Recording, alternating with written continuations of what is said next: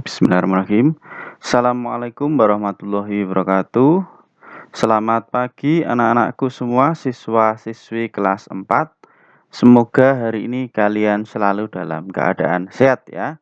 Dan dengan keadaan yang sehat kita bisa belajar bersama untuk membahas materi di tema 6, cita-citaku, subtema 1, aku dan cita-citaku, khususnya untuk muatan pelajaran ilmu pengetahuan alam.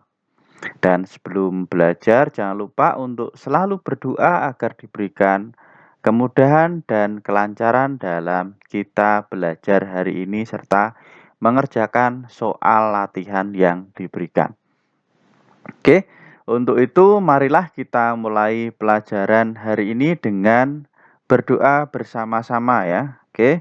Berdoa menurut agamanya masing-masing dipersilahkan. Berdoa selesai.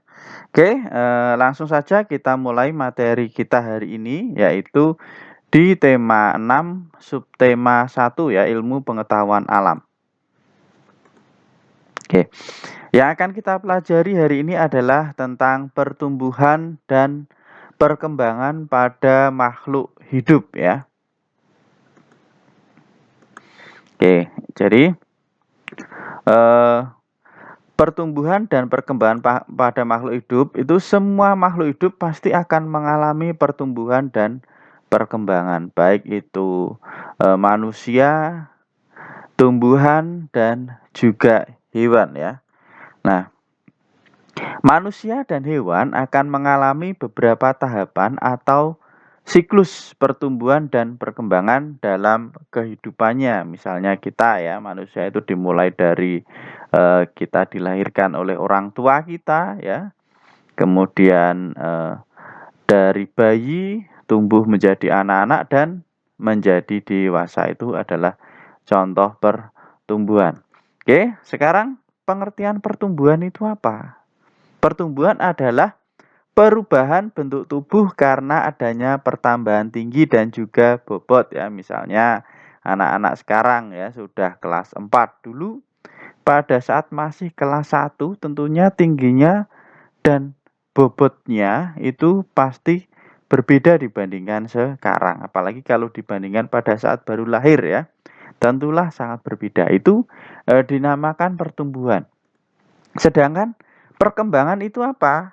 Perkembangan adalah proses pematangan fungsi alat tubuh seperti alat perkembangbiakan, kemampuan gerak, kemampuan berbicara, dan kemampuan berpikir. Itu adalah perkembangan ya. Jadi pada saat baru lahir mungkin kalian untuk berbicara susah ya. Mungkin kalau mengingat pada saat lahir tentu saja tidak bisa ya. Kalian bisa lihat itu bayi-bayi ya. Yang baru lahir tentu saja kemampuan berbicaranya berbeda dengan kalian yang sudah kelas 4. Lah itu dinamakan dengan perkembangan. Salah satunya adalah kemampuan berbicara ya. Oke, selanjutnya di sini bisa kita lihat siklus hidup pada kucing dan juga ayam. Ini adalah contoh pertumbuhan ya. Ya, dimulai dari anak kucing ya. Ini tentunya dia masih kecil ya, mengalami pertumbuhan ya, tumbuh menjadi kucing muda dan setelah menjadi kucing muda tumbuh lagi menjadi kucing dewasa ya.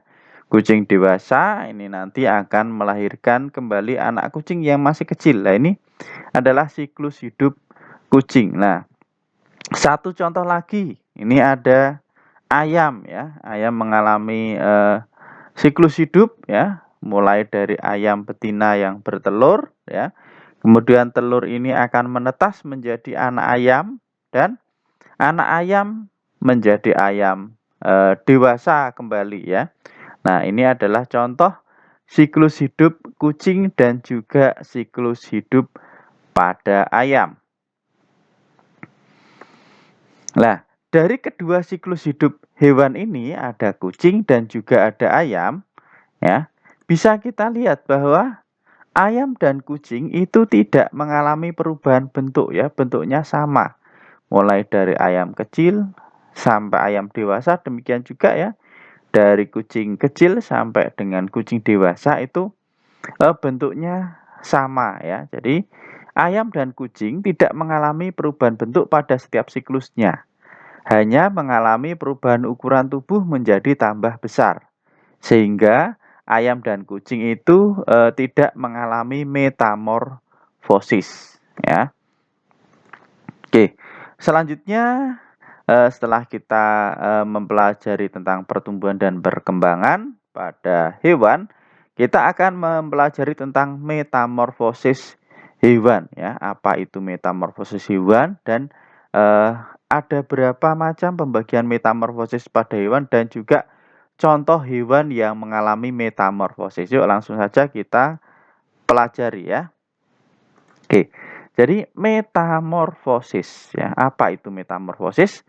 Metamorfosis adalah perubahan bentuk hewan secara bertahap setelah kelahiran atau penetasan hingga dewasa. Jadi mengalami perubahan bentuk ya secara bertahap setelah lahir atau menetas hingga dewasa.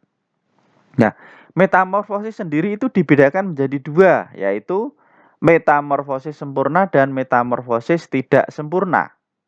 Yang dinamakan metamorfosis sempurna adalah metamorfosis yang mengalami tahap pupa ya. Jadi mengalami tahap pupa. Kalau pada kupu-kupu itu mengalami kepompong ya. Bentuknya kepompong ya. Mungkin kalian udah pernah lihat juga kepompong itu seperti apa lah. Contoh hewan yang mengalami metamorfosis sempurna itu ada kupu-kupu, kemudian ada nyamuk dan juga ada lalat ya. Tiga binatang ini mengalami metamorfosis sempurna ya.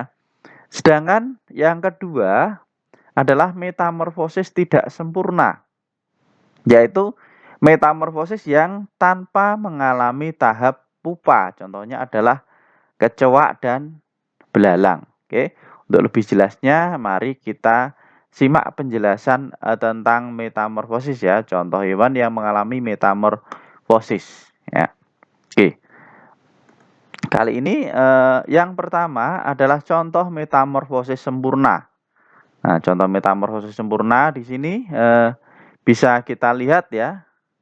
Metamorfosis pada kupu-kupu ya. Kupu-kupu binatang yang kita lihat sangat cantik yang sukanya ada di bunga ya karena dia mengambil nektar. Nah, di sini kupu-kupu dewasa, mulai dari kupu-kupu dewasa akan bertelur ya. Kemudian setelah telur menetas, ini akan menjadi ulat. Nah, tentulah bentuknya sangat berbeda sekali dengan kupu-kupu ya. Nah, ini disebut mengalami metamorfosis ya. Kemudian dari ulat akan berubah menjadi kepompong. Lah, inilah yang disebut dengan metamorfosis sempurna yang mengalami tahap pupa atau kepompong ya. Dari ulat menjadi kepompong ya. Ini kepompong, kemudian setelah kepompong akan menjadi kupu-kupu muda dan menjadi kupu-kupu dewasa ya. Ini adalah contoh metamorfosis sempurna. Jadi ada perubahan bentuk dan juga mengalami melalui satu tahap yang dinamakan kepompong. Ini adalah metamorfosis sempurna. Jadi bentuknya sangat berbeda sekali ya antara kupu-kupu dewasa kemudian ulat. Nah, kupu-kupu sama ulat bentuknya berbeda ya. Kepompong akhirnya menjadi kupu-kupu. Ini contoh metamorfosis sempurna. Bagaimana sekarang kalau metamorfosis tidak sempurna? Yuk, mari kita lihat ya perbedaannya seperti apa. Metamorfosis sempurna kalau di buku kalian contohnya belalang, maka di sini akan saya berikan contoh yang berbeda yaitu kecoak. Nah, kecoak mungkin kalian sering lihat ya di rumah, kecoak di kamar mandi apalagi kalau kurang bersih rumahnya. Untuk itu kalian harus selalu menjaga kebersihan rumah agar di rumah tidak ada kecoak. Oke, di sini kita lihat ya. Mulai dari kecoak dewasa akan menghasilkan telur. Nah, ini adalah bentuk telur kecoak. Kemudian akan menetas, telur akan menetas menjadi nimfa. Kita lihat di sini bentuknya sudah menyerupai kecoak dewasa ya. Jadi Ini adalah contoh metamorfosis tidak sempurna, mengalami perubahan bentuk tetapi perubahannya tidak terlalu berbeda ya. Kemudian akan tumbuh menjadi nimfa kedua. Nah, akan tumbuh menjadi dewasa. Jadi yang membedakan adalah di sini tidak memiliki sayap ya.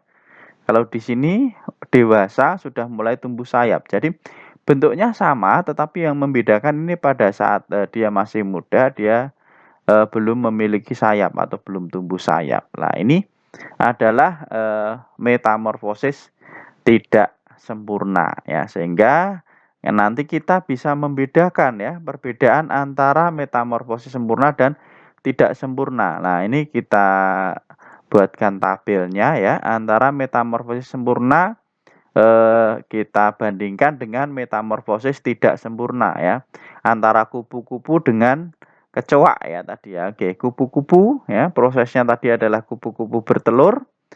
Kemudian telur akan menetas menjadi ulat atau larva ya. Jadi nama lainnya ulat itu adalah larva ya.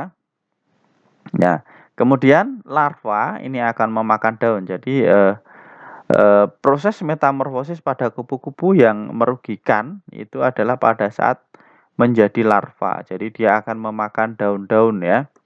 Kemudian setelah menjadi larva dia akan membangun kepompong ya. Kemudian kepompong akan pecah menjadi kupu-kupu. Nah, ini adalah untuk metamorfosis sempurna. Jadi bentuknya sangat berbeda sekali ya antara kupu-kupu dengan ulat tentulah. Kemudian ada kepompong, ini bentuknya juga berbeda dengan kupu-kupu. Kemudian bagaimana untuk yang kecoa yang tidak sempurna ya, bisa kita lihat di sini. Telur akan menetas menjadi bayi kecoa ya. Jadi langsung berbentuk kecoa setelah menetas menjadi bentuknya kecoa. Beda kalau kupu-kupu tadi menetas akan menjadi ulat. Lah, bentuknya sangat berbeda sekali ya, dan ada tahap yang namanya kepompong. Sedangkan untuk kecoa ini menetas menjadi kecoa, menjadi bayi kecoa yang sudah menyerupai kecoa dewasa. Tetapi dia belum memiliki sayap atau kita sebut dengan nimfa tadi ya di gambarnya ya. Kemudian nimfa akan berganti kulit beberapa kali sebelum dia menjadi kecoa dewasa. Itu adalah perbedaan antara metamorfosis sempurna dan tidak sempurna, dan contoh yang saya berikan di sini adalah kupu-kupu dan kecoa ya. Jadi untuk materi hari ini adalah kita belajar tentang pertumbuhan dan perkembangan pada makhluk hidup ya. Bagaimana makhluk hidup khususnya binatang yang mengalami metamorfosis dan tidak mengalami metamorfosis itu bedanya apa? Kemudian yang kedua, kita mempelajari tentang metamorfosis sempurna dan metamorfosis tidak sempurna pada hewan, dan contoh hewan yang mengalami metamorfosis sempurna dan tidak sempurna ya. Oke. Untuk lebih memahami materi yang sudah Bapak berikan, silahkan anak-anak bisa mengerjakan soal latihan yang ada ya. Di sini ada 5 soal latihan yang bisa kalian kerjakan. Nanti bisa dikirimkan setelah dikerjakan jawabannya, bisa ditulis, kemudian difoto boleh, atau langsung ditulis di Google Classroom juga tidak apa-apa ya. Jadi soal yang pertama, apa yang dimaksud dengan pertumbuhan pada makhluk hidup? Tadi apa ya? Pertumbuhan di materi tadi sudah ada. Bisa dibaca kembali ya, atau bisa ditarik mundur kembali apa itu pertumbuhan. Kemudian yang kedua, apa itu perkembangan ya. Jadi tadi pertumbuhan itu apa, perkembangan itu apa, sudah ada tadi ya di awal-awal sudah dijelaskan. Kemudian yang ketiga, mengapa ayam dan kucing tidak mengalami metamorfosis? Nah, tadi alasannya juga sudah ada ya. Jadi ada 2 gambar ayam dan kucing, kemudian di bawahnya sudah ada penjelasan mengapa ayam dan kucing tidak mengalami metamorfosis.